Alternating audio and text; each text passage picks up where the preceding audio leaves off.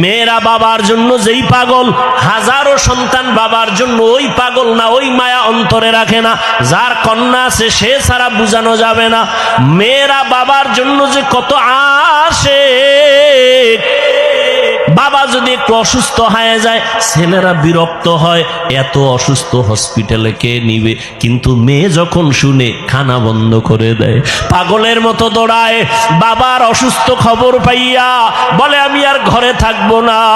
বাবায় কই বলে হসপিটালে, কয় দৌড়াও। ওই মেয়েটা বাবার কাছে যায়, বাবা এত কষ্ট পাইও না, কাঁদিও না। একটা মেয়ে বাবার জন্য এতটাই ফেদা, এতটাই মায়া মোহাব্বত নিয়ে চলে। একটা মেয়ে চায় তার কলিজাটা কাইটা বাবার জন্য দিয়া দিবে। ওই মেয়ে পাইয়া যারা খুশি না, তোমাদের কপাল বড় খারাপ। নবী বলেন একটা কন্যা পাইছো, একটা জান্নাতের মালিক হয়ে গেছো। দুইটা কন্যা পেয়েছো, দুইটা জান্নাতের মালিক হয়ে গেছো। আমার মায়ার নবী ওই চরিত্রহীন মানুষগুলোর জমিনে আইসা আমার নবী তাদের আলিঙ্গন করলেন, বুকে লাগাইলেন। তোমার আমার মতো সি কইয়া বেনামাজিরে তাড়ায়া দেন নাই। আল্লাহর নবী ওরা গালি দেয়, নবী আরো কাছে যায়। ওরা লাত্তি দেওয়ার চেষ্টা করে, নবী আরো কাছে যায়। ওরা গালি দেয়, ওরা বদনাম করে, নবী প্রশংসা করে।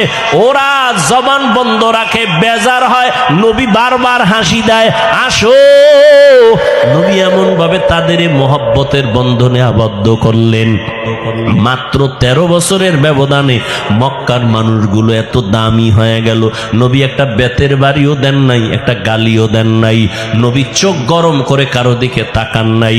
নবী গালি শুনছেন কিন্তু জবাব দেন নাই। মাত্র 13 বছরের ব্যবধানে এই মক্কার চরিত্রহীন মানুষগুলো এত দামি হয়ে গেল। আল্লাহ জিব্রাইল আমিনরে পাঠায় বলে, যাও লিস্টি দিয়া দিলাম, লিস্টির মধ্যে নাম আছে।